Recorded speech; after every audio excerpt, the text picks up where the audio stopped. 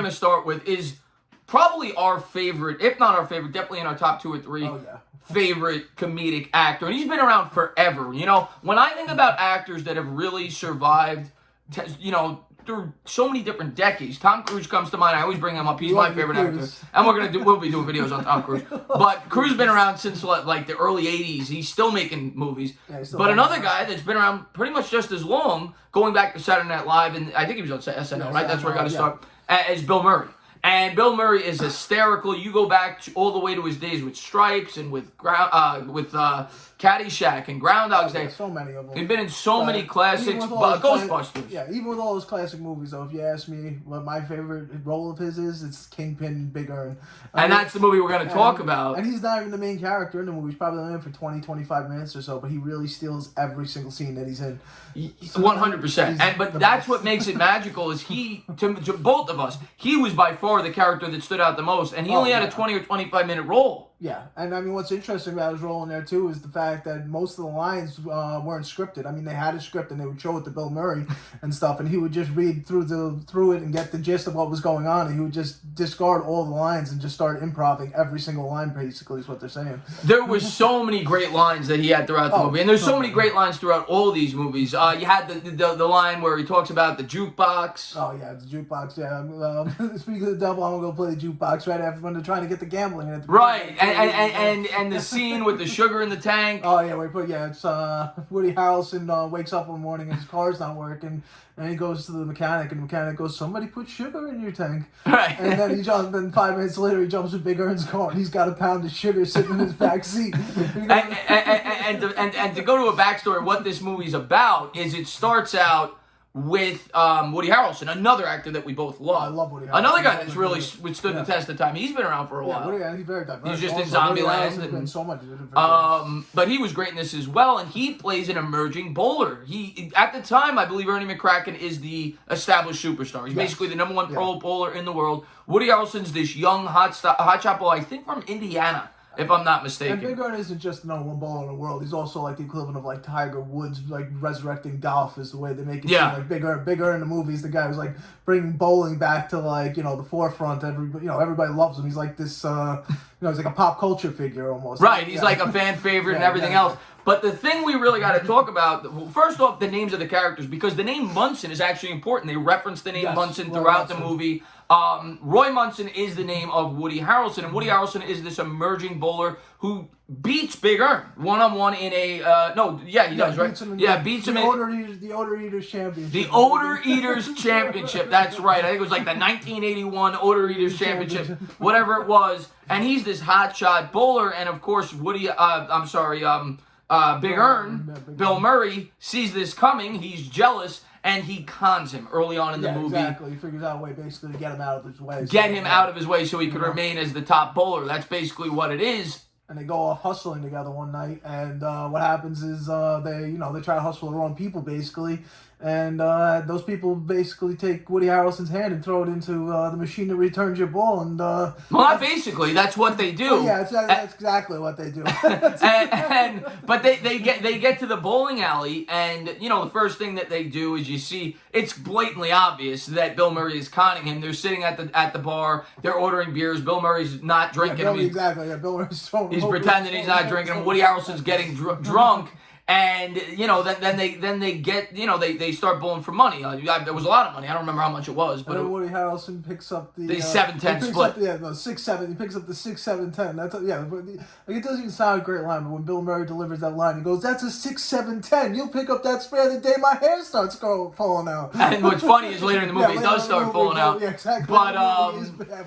But he does because they're pretending they're not good at bowlers. They're getting killed. They're losing money, and then they intentionally set up a scenario for the 6-7-10 split for, I guess, double or nothing or whatever it was to make money off of him. And he knocks down the shot. And then, the guys realize that they were conned. And, of course, Big Earn sneaks out. Yeah, you find that the guy who's playing is actually a priest also. That's right. He goes, everybody's got one vice. And then you see him take the sip of alcohol and smack the girl's ass. He goes, "Okay, 2 vices."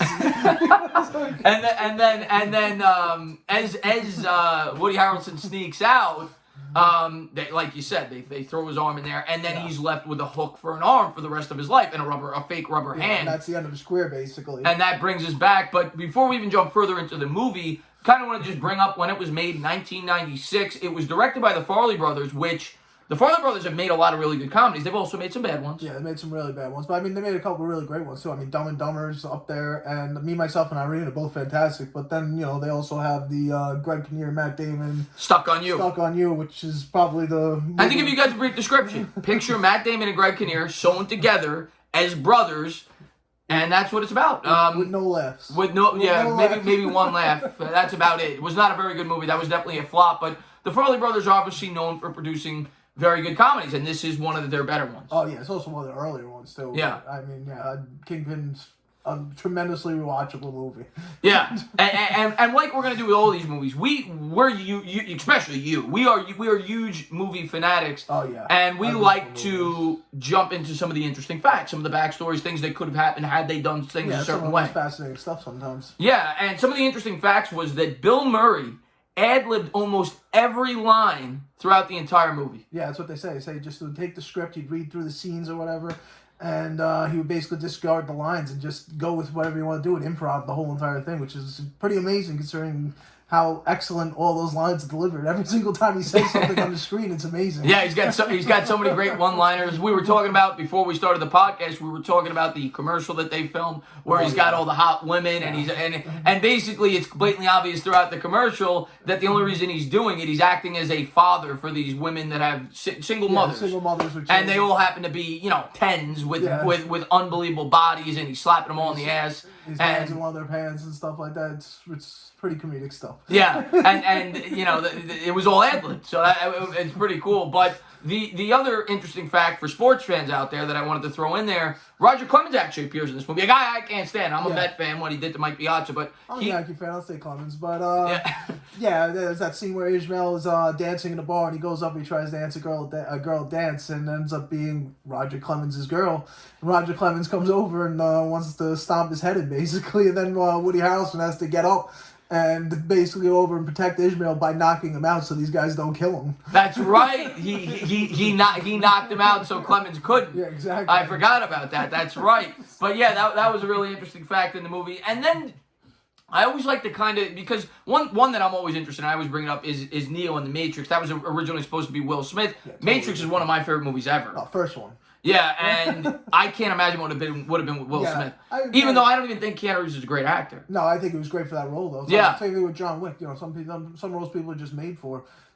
Yeah, exactly. But when you look at some of the potential actors in this movie that could have played the parts, Chris Farley would have played the Amish character that was played by Randy Quaid, which we haven't even gotten into yet. But Randy Quaid in this movie, to me, he had his funny moments. He definitely played that ditzy, the oblivious character. Yeah, the guy who doesn't have too much common sense, basically in the regular world, because he's always been an Amish farm. He plays the role really well. Chris Farley probably could have pulled it off too. It would have just been a very different. It would have been a completely different character, and I don't know how well it would have coincided, because sometimes when I watch comedy, sometimes too much funniness or sometimes you need that balance, and I felt like Quaid provided that.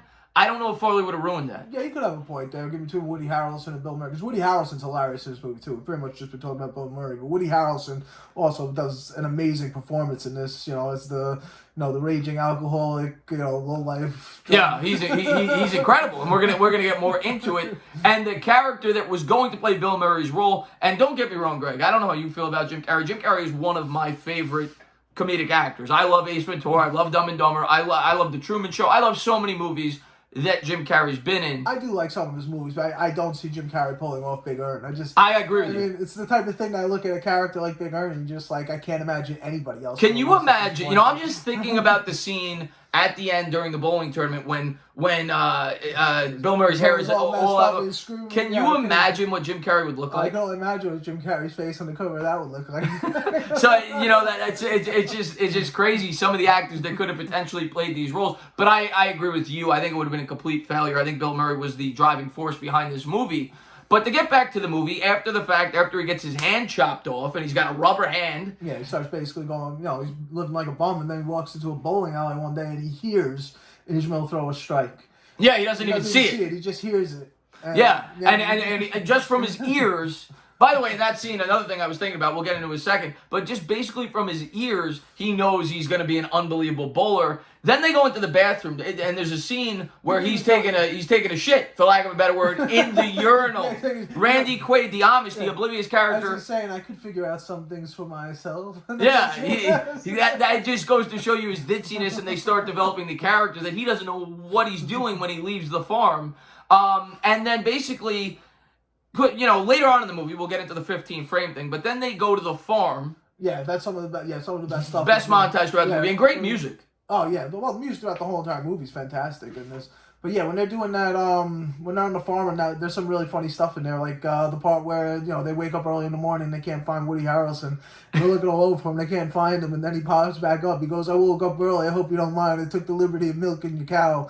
And then the head Amish guy turns around and goes, "We don't have a cow. We have a bull."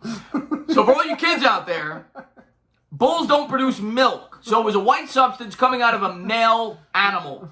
So I'll let you put two and two together. So that was the joke. And then they later cut off the hooves, too. Doesn't he cut off the hooves because he tells him to change he tells him to change the horseshoes, and he cuts off the horse's hooves. Yeah, so they change it, because they just play off of, obviously, that Woody Harrelson knows nothing about physical labor in terms of the Amish community, and they're asking him to do all these chores. Nail in his hand. The house falls down. Falls down when they ring dinner bell and stuff like that. Yeah, it's just a great montage. And yeah, just to put, give you guys a visual, picture 50 Amish people lifting up, a wooden structure for a house, and the dinner bell rings, and Woody Harrelson hears the dinner bell, and he drops, he leaves, drops the wall, drops what he's doing, and the whole house falls down. And then, it was just scenes like that, and then as it develops, you find out that the Amish community is about to go bankrupt. They're about to lose their home. Yeah, Ishmael needs, I think Ishmael needs $500,000, and the tournament that the tournament that they're ultimately going to get to in Vegas for $1 million that him and Woody Harrelson are going to split. So right. That becomes the plot. So that becomes the plot, is that Ishmael needs Woody Harrelson because Woody Harrelson knows life outside of a farm, and he of course has experience bowling in big tournaments like that. So he looks at him as kind of a mentor. Yeah, exactly. And Woody Harrelson looks at him as a guy that gives him some relevancy. Yeah, that and a money ticket. And the money ticket, of course.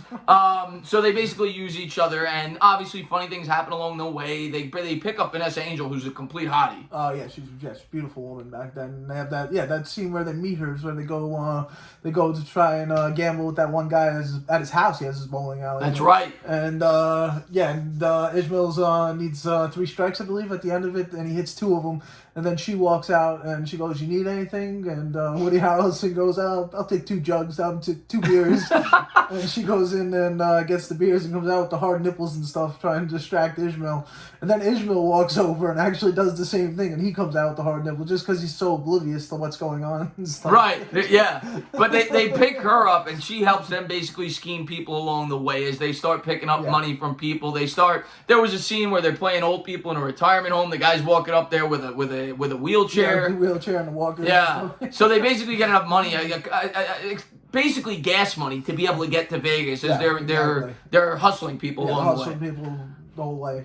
And then, of course, when they get to Vegas, who shows back up in the picture? Big Earn McCracken. And the movie takes back off. As Woody Harrelson, the guy who lost his hand the last time he had met him, meets him back in Vegas for this bowling tournament in which he's acting as the mentor for the Amish character played by Randy Quaid.